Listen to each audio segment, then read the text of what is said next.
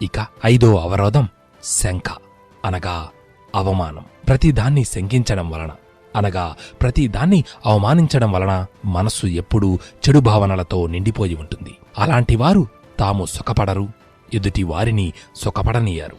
శంకతో పండంటి జీవితాలను పండుటాకుల్లా రాల్చేసుకున్నవారు ఎందరో.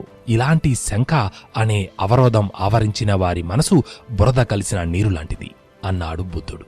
బురద నీటిలో కూడా మన ప్రతిబింబాన్ని సరిగ్గా చూసుకోలేం కదా. ఈ 5 అవరోధాల నుంచి బయటపడితే మన మనసు తేట నీరులా ఉంటుంది. ఆ నీటిలో మన ప్రతిబింబాన్ని మనం చూసుకోగలం. అలాగే అలాంటి తేట మనసు ఉంటే మనలోకి మనం చూసుకోగలం. మనిషికి సహజంగానే ఆశలు, కోరికలు ఉంటాయి. ప్రేమ ఉంటుంది, వాత్సల్యమూ ఉంటుంది, కలలు, ఊహలు పెరుగుతూ ఉంటాయి. ఏవైనా అతి అయితే అనర్థమే. సృష్టిలోని ఇతర ప్రాణికోటి స్వభావం ఇలా ఉండదు. భవిష్యత్తు గురించి వెర్రిమొర్రి ఆలోచనలు ఉండవు.